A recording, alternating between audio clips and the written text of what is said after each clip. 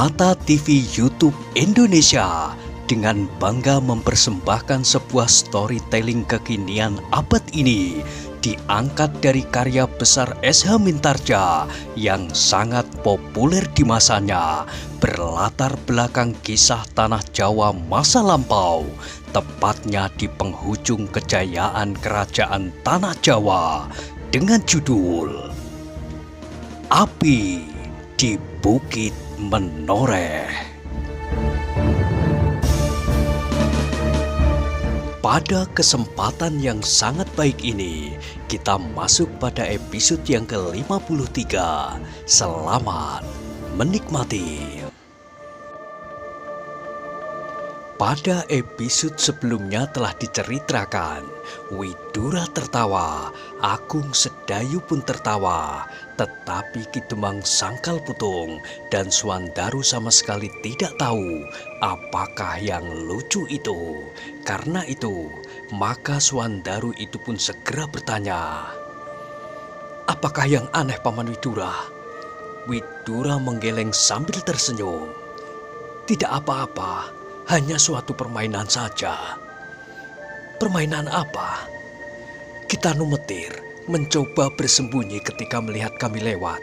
Disangkanya kami tidak melihatnya." Swandaru mengerutkan keningnya. Jawaban Widura itu semakin membingungkannya, sehingga kemudian ia mendesaknya. "Tetapi bagaimanakah cerita tentang Paman Widura dan orang yang disebut gurunya yang bernama Agung Sedayu itu?" "Oh," sahut Widura, "aku hanya bermain-main. Kita Numetir pernah bertanya kepadaku, siapakah guruku? Karena aku tidak mau menunjukkannya, maka aku jawab saja sekenanya, Agung Sedayu." Swandaru mengumpat-umpat di dalam hatinya. Ia tahu betul bahwa bukan itulah jawaban dari pertanyaannya. Meskipun demikian ia sudah tidak bertanya lagi. Namun bagaimanapun juga ia tidak dapat menjajaki bahwa Sendau Gurau itu telah mengungkapkan suatu peristiwa yang selama ini menjadi teka-teki bagi Widura. Meskipun Ki Numetir belum mengatakan kepadanya, namun Widura telah dapat merabanya. Bagaimanakah yang pernah terjadi atas Untara? Bagaimanakah sebabnya? Maka orang-orang di sekitar rumah Ki Numetir menyangka bahwa orang tua itu bersama Untara telah hilang di bawah gerombolan Ploso Ireng. Kini semuanya sudah menjadi agak jelas bagi Widura. Sudah tentu Ploso Ireng beserta alap-alap Jolotundo tidak akan dapat berbuat sesuatu terhadapnya. Ki Demang Sangkal Putung pun sebenarnya mempunyai keinginan untuk mengetahui apakah sebenarnya yang sedang dipercakapkan oleh Ki Numetir dan Widura. Tetapi ia segera mengendalikan dirinya. Persoalan-persoalan di luar dirinya dan mungkin menyangkut kepentingan kelaskaran Pajang, lebih baik baginya untuk tidak turut mempersoalkannya apabila tidak diminta. Sesaat kemudian kembali mereka duduk melingkar di atas tikar pandan di Pringgitan. Untara masih tetap berbaring di pembaringannya.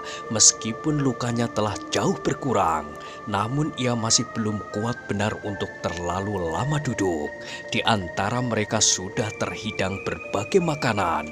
Meskipun sudah terlalu dingin, namun dapat juga untuk menggerakkan rahang-rahang mereka. Sambil makan, Ki Numetir berkata seakan-akan sambil lalu saja, "Bagaimanakah kabarnya Angger Sidanti itu sekarang?" Widura mengerutkan keningnya dan dilihatnya wajah Swandaru menjadi tegang. "Tak ada kabarnya," jawab Widura. "Tetapi sudah pasti ia tidak akan kembali ke Sangkal Putung." "Tetapi ia pasti mendendam," potong Swandaru tiba-tiba. "Aku telah melukainya." Widura mengangguk-anggukkan kepalanya. Sebenarnya lah bahwa si Danti itu mendendam tidak saja kepada Swandaru, tetapi juga kepada Agung Sedayu. Sedang mereka, Widura dan Agung Sedayu pun mendengar dengan jelas apa yang dikatakan oleh Ki Tambakwedi, bahwa dendam si Danti yang terbesar justru kepada Agung Sedayu dan Swandaru.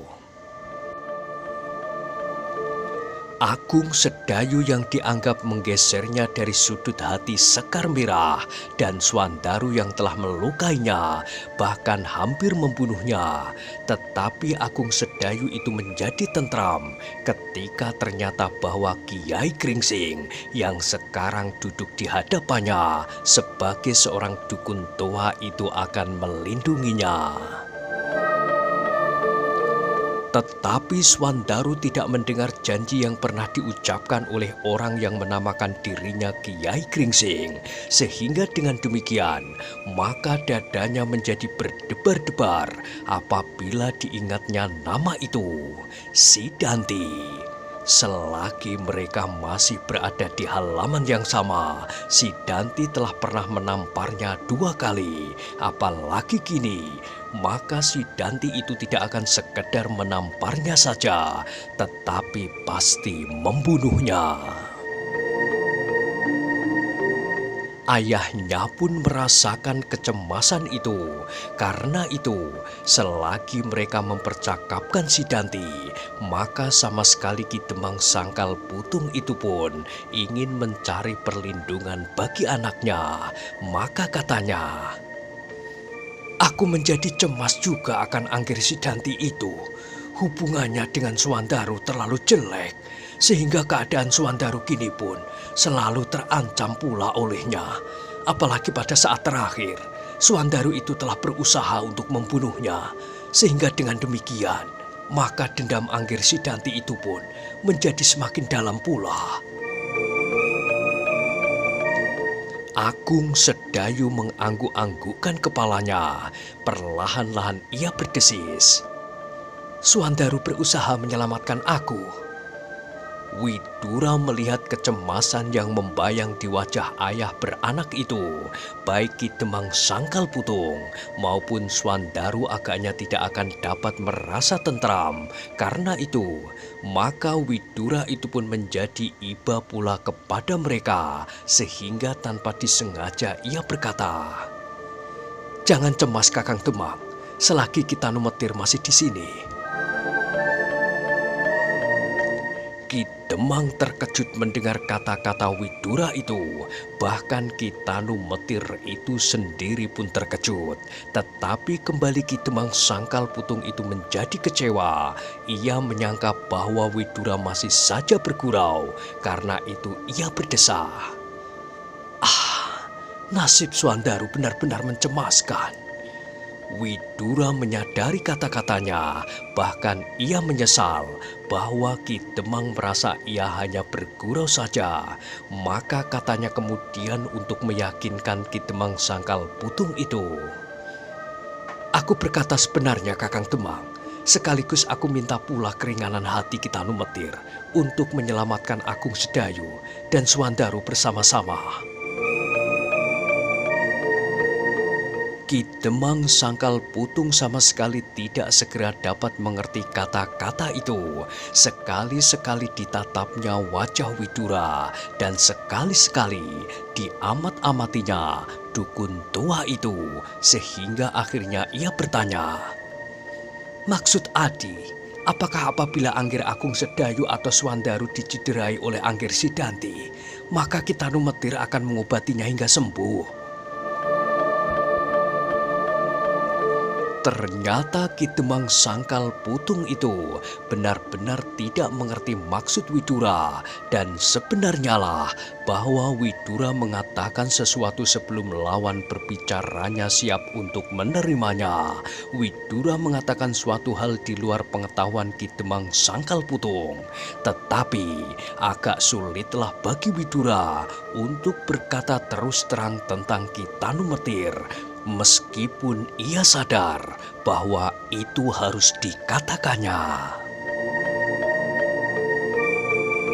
Setelah menimbang beberapa lama, maka kemudian Widura itu pun menjawab, "Ki Temang, biarlah Ki Tanumetir berusaha untuk memberikan beberapa pengetahuan kepada Agung Sedayu dan Swandaru, sehingga mereka berdua tidak dapat dikalahkan oleh Sidanti."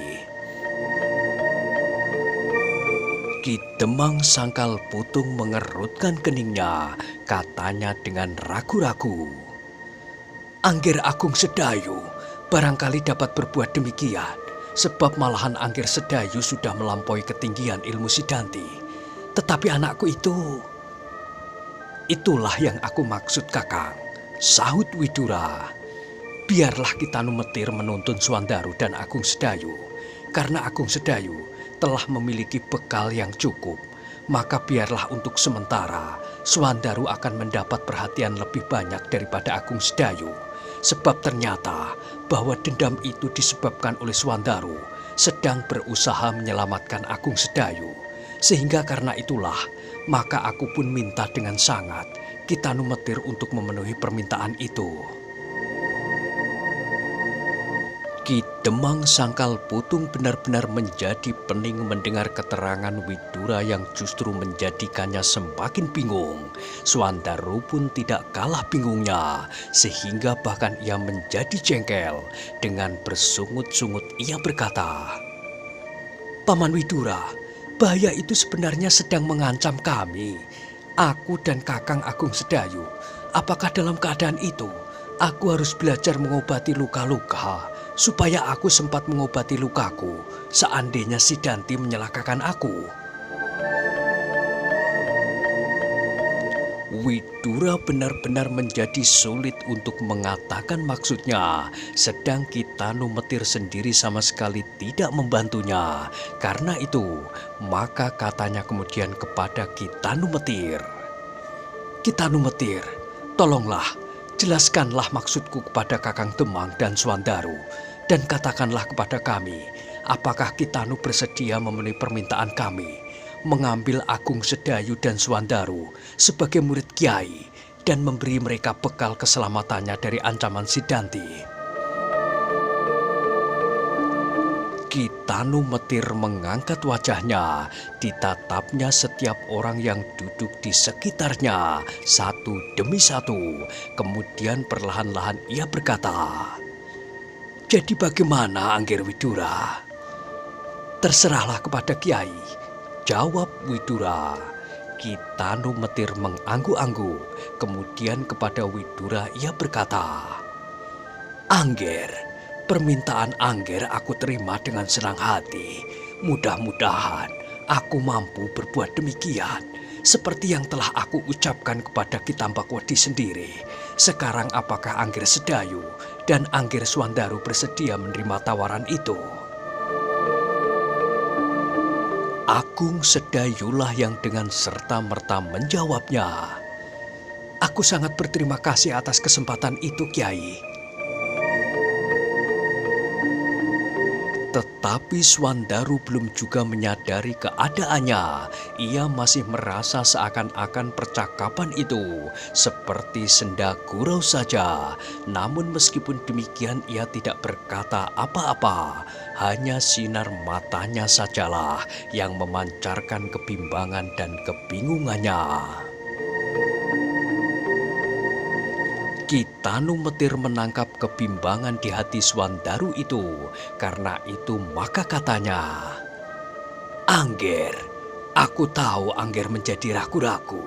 Mungkin Angger tidak mendapat keyakinan bahwa dengan belajar kepadaku, Angger mungkin akan menyelamatkan diri sendiri dari bahaya yang akan ditimbulkan oleh Sidanti. Karena itu, maka aku akan mencoba meyakinkan Angger untuk kepentingan keselamatan Angger sendiri." Ki Tanumetir itu berhenti sesaat. Sekali lagi ditatapnya wajah-wajah yang ada di sekitarnya. Terasa alangkah berat hatinya untuk mengatakan sesuatu yang terkandung di dalam dadanya. Sebenarnya lah, Ki Tanumetir bukanlah seorang yang suka menunjukkan kelebihan-kelebihannya kepada orang lain. Sesungguhnya bahwa apakah Swandaru percaya atau tidak, bukanlah kepentingannya. Juga seandainya Swandaru itu kelak akan mengalami nasib yang malang karena Pokal Sidanti, itu pun sama sekali bukan kepentingannya. Namun ia sadari bahwa seharusnya lah anak itu diusahakan untuk dapat menyelamatkan dirinya sendiri.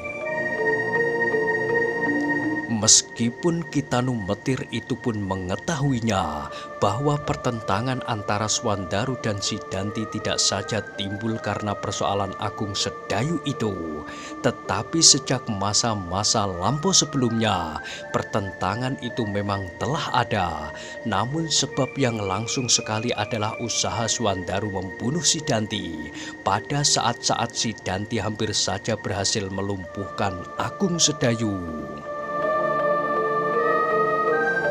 Karena itu, oleh sesuatu tekanan di dalam hatinya yang belum pernah dikatakannya kepada orang lain, maka Kitanu Metir merasa berkewajiban untuk menolong Swandaru itu, seperti ia menolong Agung Sedayu sendiri, karena persoalan yang bersangkut paut.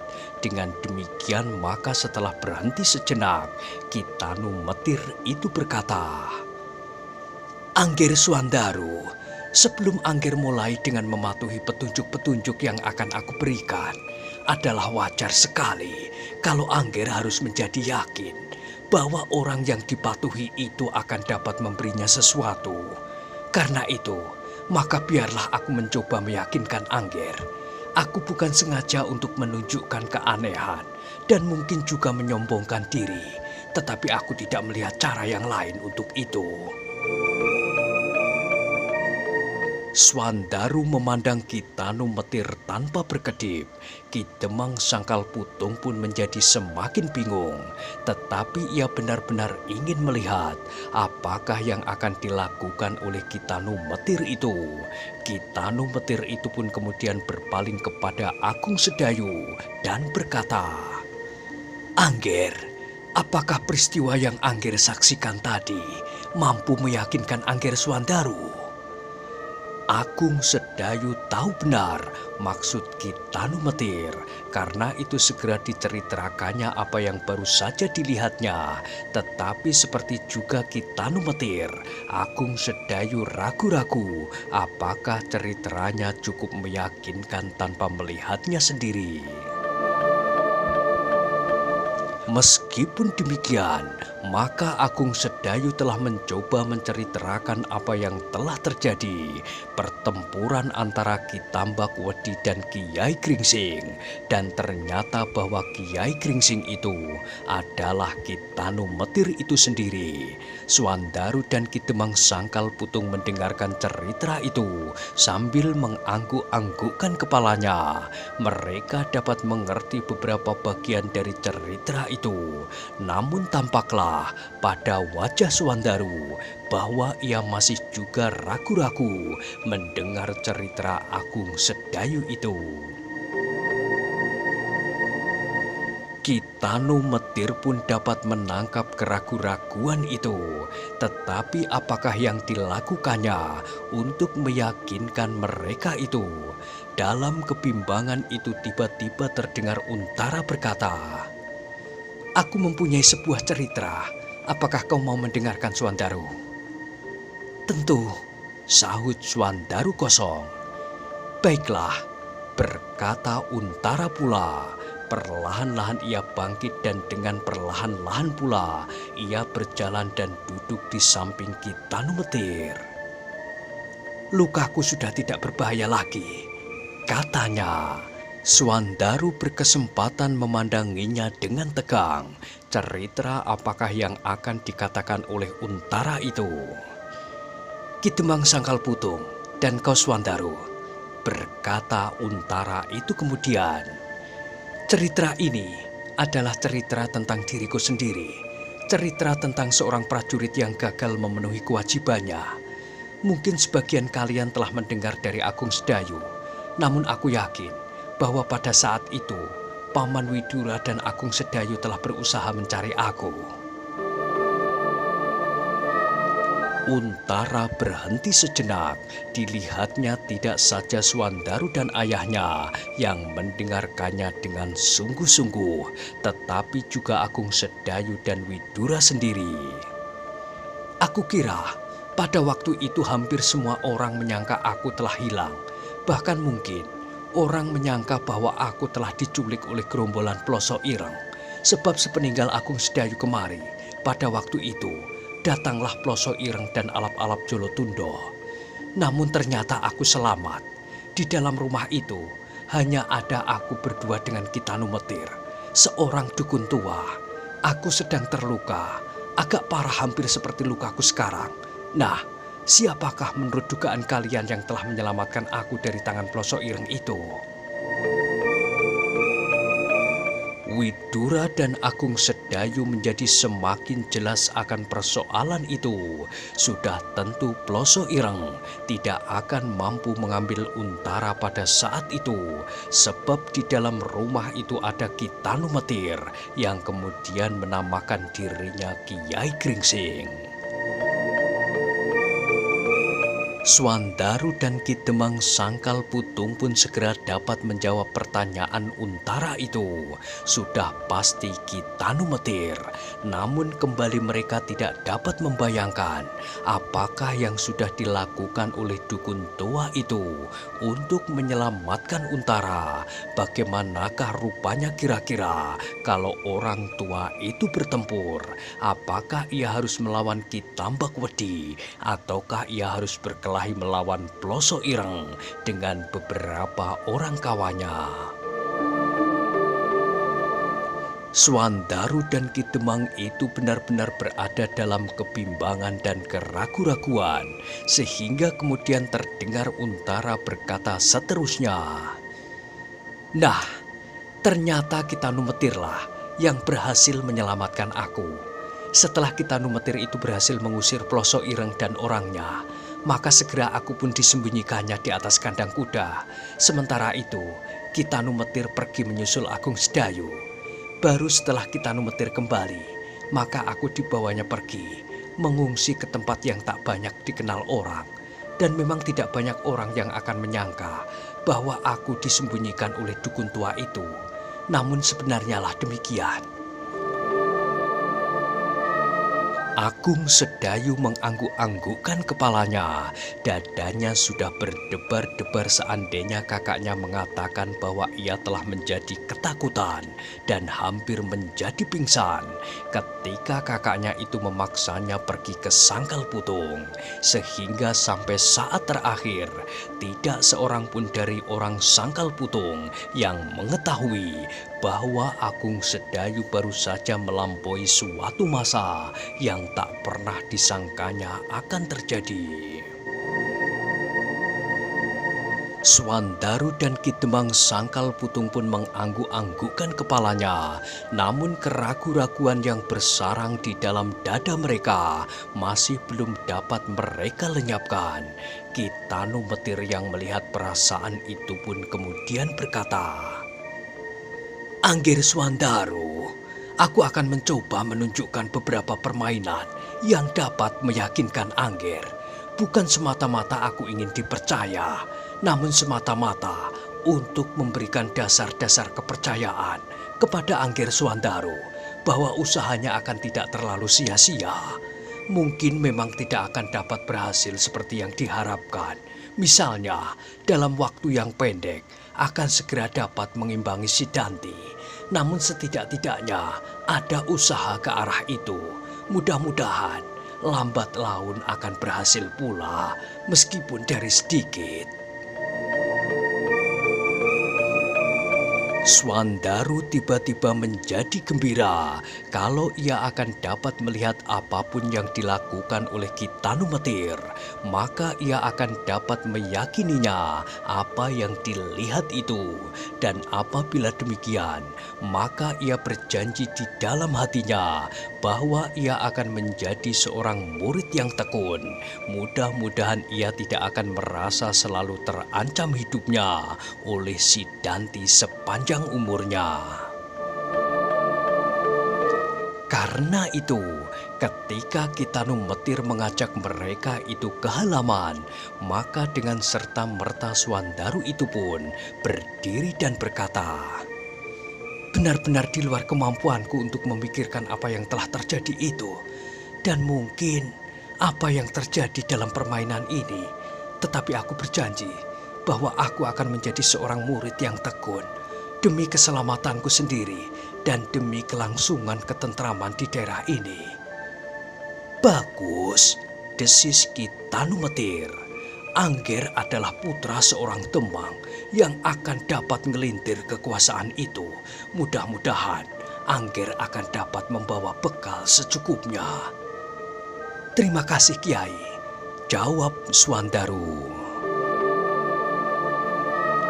Kitanu Metir itu pun kemudian berjalan mendahului mereka, tetapi di muka pintu ia berhenti. Sambil berpaling ia berkata, "Kita ke Gunung Kowo."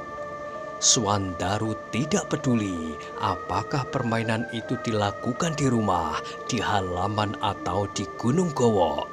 Karena itu ia menjawab, "Marilah, aku akan ikut kemana Kiai akan pergi." Kitanu Metir mengangguk-anggukkan kepalanya, kemudian kembali ia berjalan ke halaman.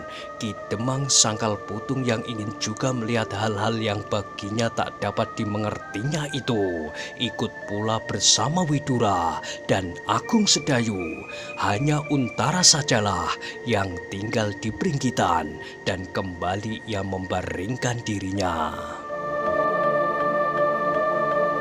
Para penjaga Rekol yang melihat mereka keluar menjadi heran dan bertanya-tanya di dalam hati, kemanakah mereka itu pergi.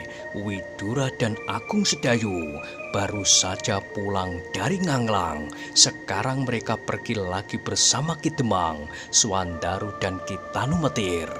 Apakah ada seseorang yang perlu segera mendapat pertolongan dukun tua itu? Tetapi mereka tidak bertanya terlalu banyak. Mereka hanya menyapa dan sekedar bertanya sepantasnya. Namun Widura yang menjawabnya hanya sekedar menjawab sepantasnya pula. "Berjalan-jalan," katanya. Mereka itu pun kemudian berjalan tergesa-gesa ke Gunung Kowo. Di sepanjang jalan itu, mereka hampir tidak bercakap-cakap sepatah kata pun. Masing-masing sedang sibuk dengan angan-angannya. Kitanu Metir itu pun sibuk pula dengan pikirannya sendiri. Adalah aneh sekali bahwa ia seakan-akan memaksa seseorang untuk menjadi muridnya, tidak atas permintaan anak itu sendiri. Hal yang benar-benar menggelikan. Bahkan terpaksa ia membuktikan kepada anak itu sesuatu yang meyakinkannya untuk bersedia menjadi muridnya.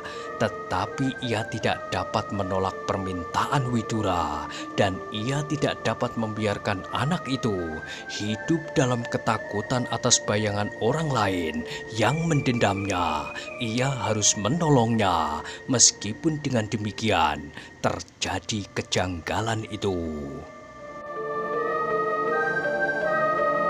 Pada saat permulaan dari penurunan ilmu itu, Kitanu Metir telah melihat sesuatu yang menarik perhatiannya pada Swandaru. Anak itu memiliki sikap tinggi hati lebih dari Agung Sedayu. Mungkin terpengaruh oleh kebiasaan hidupnya sebagai seorang anak Demang, sehingga seakan-akan ia pun memiliki pula kekuasaan yang dimiliki oleh ayahnya. Swandaru tidak segera menerima tawaran untuk menjadi muridnya. Namun ia meragukannya. Ia tidak ingin melihat hal-hal yang tidak dimengertinya itu lambat laun. Namun dalam kebimbangan ia menunggu, meskipun telah didengarnya beberapa keterangan mengenai dirinya. Tetapi dengan demikian, maka Swandaru mempunyai sifat yang lebih terbuka pula. Ia lebih senang melihat dan membuktikan langsung daripada menyimpan teka-teki di dalam hatinya. Namun anak muda itu harus tahu, berkata Kitano Metir di dalam hatinya, bahwa bukan kehendakku untuk mendapatkan murid-murid yang aku kehendaki. Namun apa yang aku lakukan adalah untuk kepentingannya semata-mata. Sehingga dengan demikian ia seharusnya tidak berbuat sekehendaknya, seakan-akan tidak memerlukannya. Tetapi harus benar-benar bertanggung jawab bagi masa depannya sendiri. Tetapi Kitano Metir itu belum dapat mengatakan sekarang kepada Swandaru. Mungkin Agung Sedayu akan segera dapat mengertinya. Namun Swandaru pasti belum. Anak itu harus melihat sesuatu lebih dahulu. Sesuatu yang dapat menarik perhatiannya dan kepercayaannya. Tetapi apa? Kitano Metir menarik nafas panjang sekali. Ia harus berbuat untuk menunjukkan kelebihannya dari orang lain. Benar-benar suatu hal yang asing baginya. Mudah-mudahan aku tidak sekedar terdorong untuk menyombongkan diri. Orang tua itu tersenyum di dalam hati. Tanpa terasa, mereka pun kemudian sampai pula di sebuah tanah lapang kecil di dekat punduk kecil yang bernama Gunung Gowok. Widura dan Agung Sedayu sudah kenal betul dengan gunung itu, kepada batang kelapa sawit di atasnya, dan kepada tanah lapang yang kecil itu. Jauh lebih baik dari ketimbang sangkal putung itu sendiri. Swandaru menjadi gembira. Dilihatnya bintang-bintang yang bergantungan di langit yang biru. Dilihatnya awan yang tipis bergerak lembut ke utara. Sesaat Kitano Metir berdiri termangu-mangu. Terasa sangatlah berat baginya untuk memulai sebuah permainan yang aneh-aneh. Mungkin ia akan dapat berbuat demikian dalam keadaan yang serta-merta. Tetapi ketika hal itu dirancangnya lebih dahulu, maka malahan terasa menjadi sulit. Setelah sesaat mereka tegak membeku, maka Kitano Metir menyadari bahwa ia harus segera mulai. Karena itu maka dengan agak canggung diambilnya sepotong besi yang diselipkannya di ikat pinggangnya. Dengan ragu-ragu ia berkata kepada Swandaru, "Lihatlah, Ngger, mungkin kau kenal potongan-potongan besi semacam ini. Dengan potongan-potongan besi semacam inilah Kitambak Wedi mencoba menakut-nakuti lawannya. Dengan tangannya, Kitambak Wedi membengkokkan besi-besi semacam ini sehingga hampir berbentuk lingkaran, sehingga mirip dengan bentuk senjata yang disukainya. Di samping nanggalannya seperti kepunyaan Sidanti yang tertinggal di sangkal putung." Swandaru tidak menjawab. Ia hanya mengangguk-anggukkan kepalanya saja. Ia menunggu apa yang akan dilakukan oleh Kitano Metir atas potongan besi itu. Orang-orang yang berdiri tegak itu pun kemudian melihat Kitano Metir menggenggam besi itu erat-erat. Kemudian dengan kekuatan tangannya sepotong besi itu dilengkungkannya hampir berbentuk sebuah lingkaran. Widura dan Agung Sedayu menahan nafasnya. Terlebih-lebih Widura, ia pernah melihat Kitambak Wedi menakut-nakutinya dengan permainannya semacam itu. Tetapi mereka terkejut ketika Swandaru itu berkata, "Kiai, apakah aku tidak dapat melakukannya?" Kitano Metir mengerutkan keningnya, tetapi ia tidak mau mengecewakan Swandaru. Besi yang lengkung itu diluruskannya kembali dan diberikannya kepada Swandaru. "Apakah Angger ingin mencoba?" Swandaru menjadi ragu-ragu sejenak, tetapi kemudian ia menjawab, Biarlah aku mencobanya, Kiai. Swandaru kemudian menerima potongan besi itu. Sesaat ia diam, dipandanginya, Kitanu Metir dan potongan besi itu berganti-ganti. Silahkan, Ger, silahkan mencoba. Swandaru itu masih berbimbang hati, tetapi kemudian dicobanya melakukan seperti apa yang baru saja diperbuat oleh Kitanu Metir. Ketika ia mencoba melengkungkan besi itu, Swandaru benar-benar terkejut. Disangkanya pekerjaan itu amat mudahnya.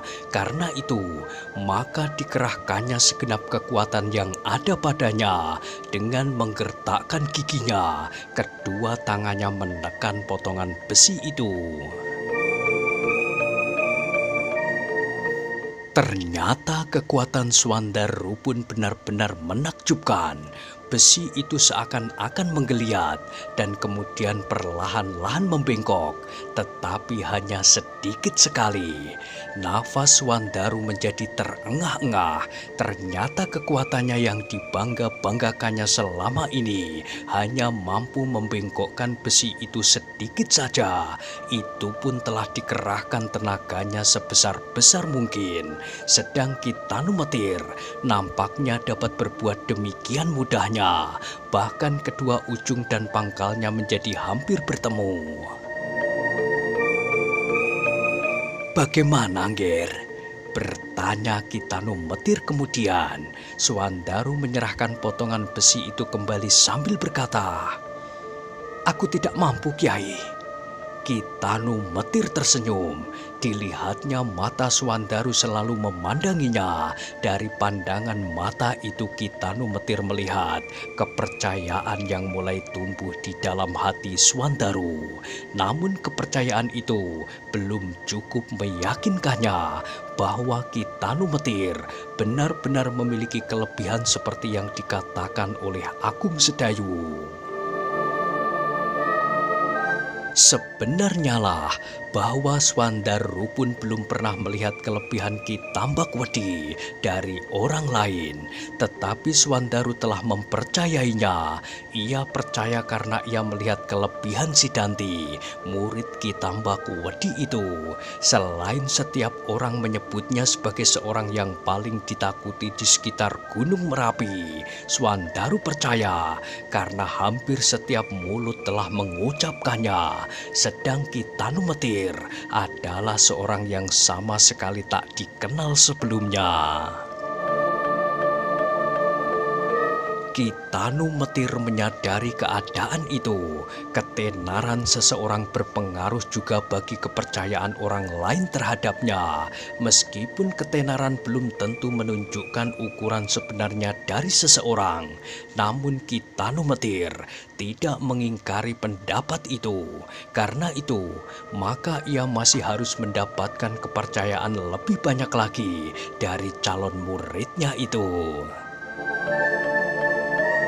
Namun setiap ia akan mulai, maka keraguan-raguannya tumbuh kembali di dadanya. Permainan yang manakah yang sepantasnya dipertunjukkan? Apakah ia mengajak saja Agung Sedayu atau Widura bertempur, atau berdua bersama-sama?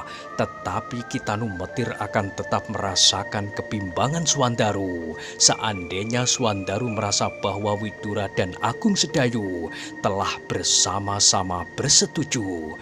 Kalau demikian, maka sebaiknya Swandaru itu sendiri yang melakukannya. Tetapi sudah tentu bahwa permainan itu tidak harus merupakan perkelahian. Karena itu maka berkatalah Kitanu Metir kepada Swandaru, "Kau telah melihat pameran dengan kekuatan, Ger, tetapi tidak selalu bahwa kelebihan kekuatan pada seseorang akan dapat menyelamatkannya dari orang lain yang lebih lemah daripadanya. Kesempatan kelincahan seseorang juga akan turut menentukannya. Nah, sekarang marilah kita melihat apakah kita cukup memiliki kelincahan." Sebelum menjawab, Maka Kitanu Metir itu kemudian mencari beberapa buah batu. Batu itu pun kemudian diletakkannya dalam sebuah lingkaran yang tidak terlalu besar. Kemudian katanya kepada Swandaru, "Nah, marilah kita bermain kejar-kejaran. Apakah Angger Swandaru mampu menyentuh aku di dalam lingkaran ini? Kalau aku meloncat terlalu jauh keluar lingkaran, atau apabila Angger Swandaru berhasil menyentuh tubuhku, maka aku telah Angger kalahkan." Swandaru mengerutkan keningnya. Permainan ini adalah permainan anak-anak saja nampaknya. Karena itu maka ia menjadi ragu-ragu sehingga Kitanu Metir itu mendesaknya. "Marilah Angger, kejarlah aku." Swandaru menarik nafas. Meskipun demikian, dicobanya juga untuk menyentuh Kitanu Metir di dalam lingkaran itu. Mula-mula ia merasa bahwa Kitanu Metir terlalu menganggap dirinya sebagai anak-anak. Karena itu maka dilakukannya permintaan Kitanu Metir itu dengan segan-segan. Ia berjalan saja mendekati orang tua itu dan dengan loncatan-loncatan dicobanya menyentuh tubuhnya. Tetapi semakin lama Swandaru itu pun menjadi semakin jengkel. Telah berkali-kali ia mencobanya, tetapi setiap kali orang tua itu selalu menghindarinya. Karena itu semakin lama Swandaru menjadi semakin bernafsu. Lingkaran itu tidak terlalu lebar. Ia tinggal mengejar dan menyentuh tanpa takut-takut untuk mendapat serangan atau apapun dari orang tua itu. Tetapi ia tidak pernah berhasil. Semakin cepat ia bergerak, maka orang tua itu menjadi semakin cepat pula.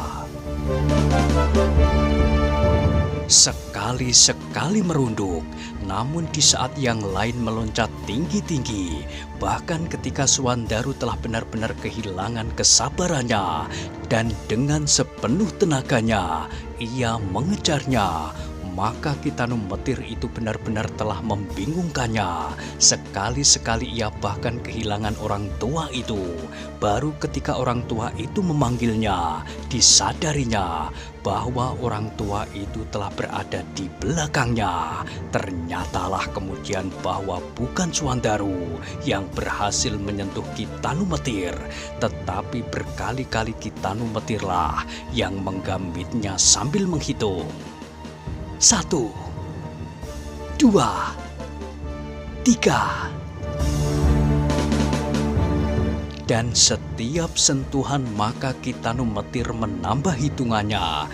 Ketika hitungan Kitanu Metir telah sampai di bilangan ke-25, maka ia berkata, "Kalau kita bertarung, Ger, setiap sentuhan sebutir kelapa, maka 25 butir Angger harus membayar." Akhirnya Swandaru itu pun berhenti. Nafasnya benar-benar terengah-engah. Ia berdiri sambil bertelekan dengan kedua tangannya pada pinggangnya. Dan dengan parau, ia berkata, tidak dapat Kiai." Ki Demang Sangkal Putung mengangguk-anggukkan kepalanya. Sederhana sekali, tetapi dengan permainan yang sederhana itu, Kitanu Metir benar-benar telah menunjukkan kekuatan dan kelincahan yang luar biasa. Ki Demang Sangkal Putung yang telah memiliki pengalaman yang jauh lebih panjang dari Swandaru segera melihat bahwa Kitanu Metir adalah seorang yang sakti namun penuh kesederhanaan. Ia tidak menunjukkan kelebihannya dengan cara-cara yang mengejutkan dan mengerikan, namun dengan cara yang sangat sederhana. Dan dengan demikian, maka Ki Demang itu pun segera memahami bahwa sifat-sifat itulah sebenarnya sifat Kitanu Metir, bukan orang yang sesongaran dan terlalu membanggakan kelebihannya. Namun berbeda dengan Swandaru sendiri, Swandaru adalah anak muda yang sedang berkembang. Angan-angannya membumbung tinggi ke atas awan di langit yang biru. Tak pernah ia puas melihat keadaan sekitarnya. Ia ingin segalanya yang serba besar, dahsyat dan mengejutkan. Karena itulah, maka ia sama sekali belum puas dengan apa yang dilihatnya itu. Meskipun ternyata bahwa ia tidak mampu menyentuh ujung baju Ki Tanumetir, namun tidak demikianlah kesaktian seorang menurut angan-angannya. Seorang yang sakti harus mampu berbuat sesuatu yang dahsyat dan mengerikan. Semisal memukul seekor lembu dengan tangannya sehingga pecah kepalanya, ia sama sekali tidak puas dengan main-main kejar-kejaran. Meskipun dengan demikian, ia dapat melihat kelincahan dan kecepatan bergerak Ki Tanumetir. Ki Tanumetir yang melihat Swandaru itu berdiri dengan nafas terengah-engah segera bertanya, "Bagaimana Anggir Swandaru? Apakah Anggir dapat memahami apa yang Anggir lihat?" "Tetapi dalam keadaan bahaya, Kiai," jawab Swandaru. "Kita tidak hanya sekedar berlari-lari dan menghindarkan diri, namun kita harus dapat melumpuhkan lawan. Apakah dengan berlari-lari dan menghindar kita akan mampu menjatuhkan musuh-musuh kita?" Ki Tanumetir menarik nafas dalam-dalam, kemudian jawabnya, "Yang paling baik bagi kita, Anggir, adalah menyelamatkan diri kita. Apakah kita harus selalu menjatuhkan lawan kita dalam setiap pertempuran?" Swandaru menjadi semakin tidak mengerti. Lalu apakah artinya pertempuran kalau kita hanya sekedar menghindarkan diri dengan berlari-lari saja? Karena itu maka ia bertanya, "Jadi, apakah dengan berlari-lari menghindar, persoalan akan selesai?" "Tidak, Kiai. Misalnya si Danti itu, kalau suatu ketika aku bertemu dengan si Danti dan ia menyerangku, apakah aku hanya akan mampu melarikan diri atau katakanlah menyelamatkan diriku sendiri? Apakah dengan demikian persoalanku dengan si Danti selesai? Bagaimanakah kalau aku bertemu di saat yang lain?" "Jadi bagaimana?" bertanya Ki Tanumetir. "Kalau aku bertempur," sahut Swandaru dengan nada yang berat, "maka aku akan dapat menghindari serangan lawan dan harus pula dapat membinasakan lawan." Sekali lagi Ki Tanumetir menarik nafas, katanya, "Jadi Anggir harus dapat membinasakan lawan dalam artian membunuhnya atau bagaimana?" "Ya, demikianlah seharusnya." Ki Tanumetir mengangguk-anggukkan kepalanya. Sekali lagi ia melihat perbedaan yang tajam antara Swandaru dan Agung Sedayu. Meskipun keduanya anak muda dan bahkan mungkin sebaya, namun keduanya memandang persoalan-persoalan yang harus dihadapinya dengan cara berpikir berbeda. Swandaru, seorang anak yang bertubuh kokoh kuat dengan bekal yang keras dan tegang dalam masa-masa pancaroba. Ketika anak itu meningkat dewasa, maka ia dihadapkan pada kekisruhan yang melanda kademangannya. Dalam pada itu, ia hanya mendapat tuntunan lahiriah semata-mata, berlatih untuk bertempur, membinasakan lawan kalau tidak ingin dibinasakan. Sehingga semboyan yang ada padanya adalah dibinasakan atau membinasakan. Tidak ada orang yang memberinya petunjuk bahwa membinasakan lawan tidak selalu harus membunuhnya. Seorang yang dapat membinasakan lawan dalam tekad dan tujuannya yang salah dan menjadikannya orang yang baik sehingga menyadari kesalahannya untuk seterusnya menghentikan perbuatan-perbuatan itu dapat juga dianggap sebagai usaha yang cukup berhasil meskipun tanpa membunuhnya. Tetapi ia tidak dapat memberitahukan hal itu sekarang dan sudah pasti bahwa Swandaru tidak akan segera dapat mengerti pengertian tentang hal semacam itu sudah tentu diperlukan waktu. Dan Kitanu Metir itu menyadari bahwa waktu yang diperlukan untuk Swandaru akan jauh lebih banyak dari waktu yang diperlukan untuk Agung Sedayu. Swandaru pasti menganggap hal yang demikian itu sebagai suatu kelemahan atau bahkan mungkin sifat-sifat cengeng. Namun banyaklah contoh-contoh yang akan dapat diberikannya. Seorang penjahat dan liar pada suatu ketika akan dapat menjadi seorang alim yang berbudi, yang bertobat dengan tulus, dan menjadi seorang hamba Tuhan yang baik. Kesadaran yang demikian akan dapat terjadi dalam banyak persoalan.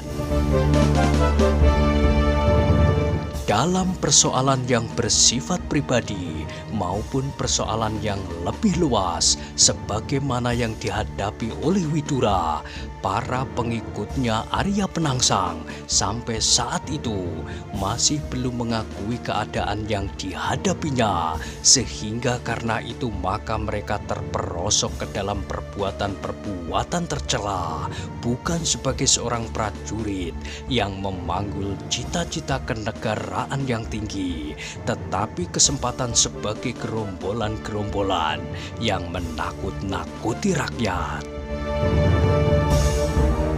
Apa yang terjadi di hadapan Swandaru itulah yang mendorongnya dalam masa pancaroba itu berangan-angan tentang kejantanan, kekerasan dan kemenangan-kemenangan yang tampak oleh mata.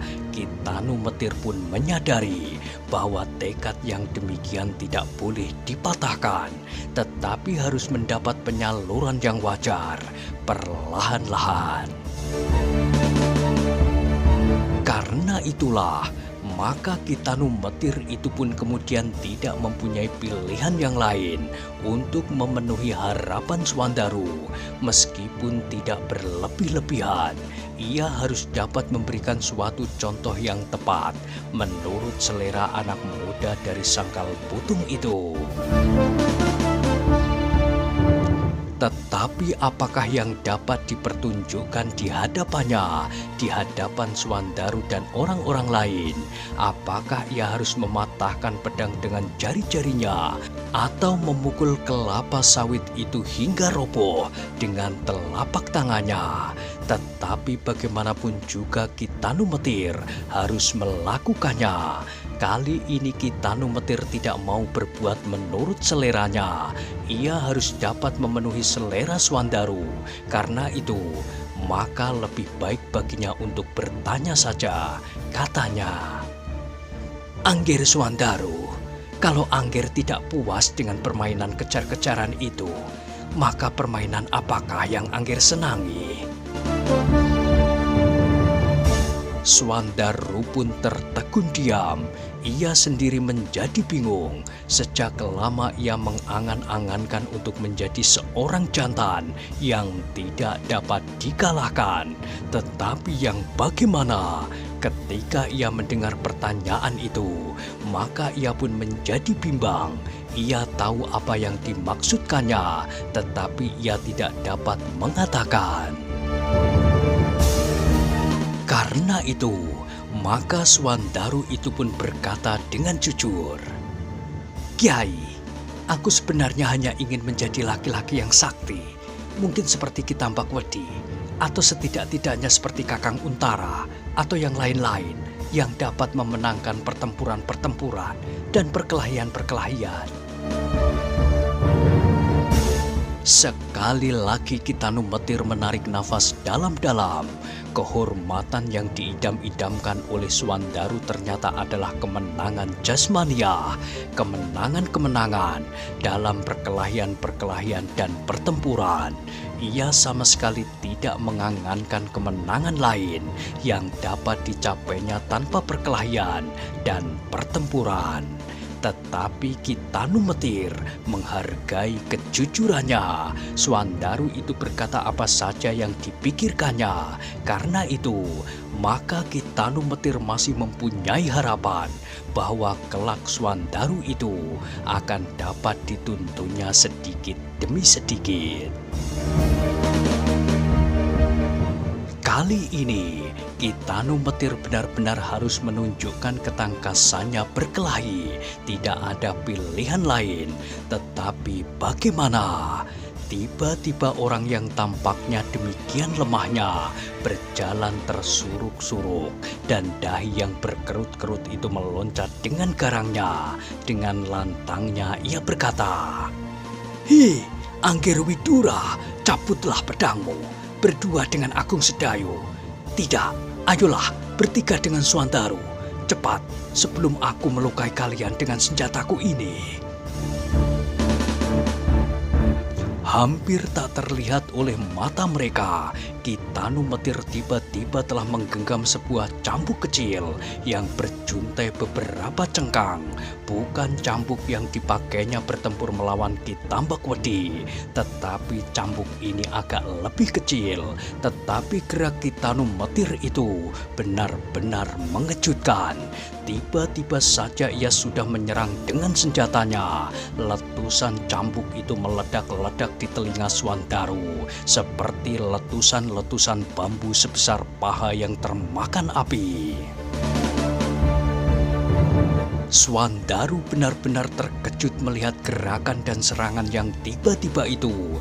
Tanpa disadarinya, segera ia mencabut pedangnya, dan dengan serta-merta ia pun bersiap menghadapi setiap kemungkinan yang bakal datang.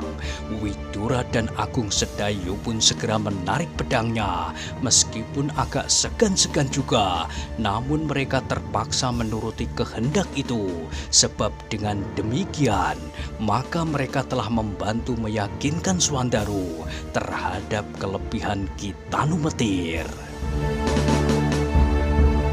Tetapi kembali Swandaru terkejut bukan kepalang. Sebelum ia sempat berbuat apa-apa, maka terasa seakan-akan sebuah sambaran menyentuh pedangnya. Ternyata ujung cambuk Ki Tanumetir telah membelit pedangnya. Sebuah sentakan telah merenggut pedang itu dari tangannya. Sesaat Swandaru tegak seperti patung. Dilihatnya pedangnya terlempar dan jatuh beberapa langkah daripadanya. Demikian kagumnya ia melihat kecepatan itu, sehingga untuk sesaat ia tidak bergerak seperti tonggak. "Kenapa pedangmu kau lepaskan?" bertanya Ki Tanumetir. Swandaru tidak menjawab, namun ia segera menyadari keadaannya. Dilihatnya kini Widura dan Agung Sedayu telah menyerang Ki Tanumetir itu dengan pedang masing-masing. Namun serangan keduanya seakan-akan sama sekali tidak berarti bagi Ki Tanumetir. Dengan berloncatan serangan kedua orang itu dengan mudahnya dihindari. "Mereka tidak bersungguh-sungguh," pikir Swandaru.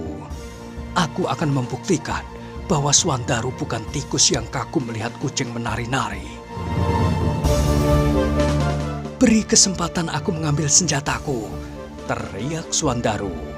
"Ambillah," sahut Ki Tanumetir sambil melayani Agung Sedayu dan Widura.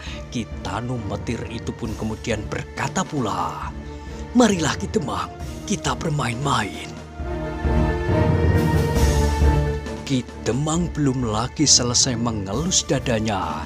Tidak disangkanya bahwa dukun tua itu benar-benar mampu bergerak selincah burung sikatan menghadapi ujung-ujung pedang. Tetapi ia tersadar ketika Swandaru berbisik, "Mereka hanya pura-pura. Mari ayah, kita buktikan apakah benar-benar Ki Tanumetir itu bukan hanya seorang dukun saja." Mula-mula Ki Demang Sangkal Putung merasa segan pula, tetapi ketika ia melihat Widura menggerakkan pedangnya seperti baling-baling dan melibat Ki Tanumetir sejadi-jadinya, maka perlahan-lahan Ki Demang itu pun menarik pedangnya pula. Kini mereka bertiga menghadapi Ki Tanumetir dengan pedang di tangan. Suandaru pun kemudian dengan tergesa-gesa memungut pedangnya pula. Dengan hati-hati ia segera mendekati lingkaran pertempuran itu untuk mencoba menunjukkan bahwa ia pun memiliki kekuatan yang dapat dibanggakan. Kalau sekali lagi ujung cemeti itu membelit pedangnya, maka pedang itu akan dipertahankan dengan kekuatannya. Meskipun Ki Tanumetir itu memiliki kekuatan yang berlebihan, apakah ia dapat segera merebut pedangnya, sedangkan orang-orang lain akan menyerangnya? Setidak-tidaknya ayahnya, apabila Widura dan Agung Sedayu hanya berpura-pura saja. Tetapi sekali lagi Suandaru itu terkejut bukan kepalang. Baru saja ia mengacungkan ujung pedang itu, tiba-tiba sekali lagi pedangnya meloncat dari tangannya. Dan sekali lagi ia mendengar Ki Tanumetir itu berkata, "Jangan lepaskan, Suandaru." Suandaru menggeram, berlari-lari ia memungut pedangnya. Kali ini ia tidak bernafsu untuk menyerang. Digenggamnya pedangnya erat-erat, tetapi kali ini ia benar-benar menjadi bingung. Ketika terasa ujung cambuk Ki Tanumetir menarik pedangnya, maka pedang itu dipertahankannya. Namun sebuah tarikan yang kuat telah membantingnya terjerembab. Tertatih-tatih, Suandaru segera berusaha bangun. Sekali lagi menggeram, Suandaru merasa bahwa tarikan ujung cambuk itu terlalu tiba-tiba dan menyentak. Sedangkan ia menggenggam pedangnya terlampau erat, sehingga ia tertarik ke depan dan kehilangan keseimbangan. Nah, bagaimanakah kisah selanjutnya? Silahkan ikuti terus kisah Api di Bukit Menoreh pada episode berikutnya. Sampai jumpa.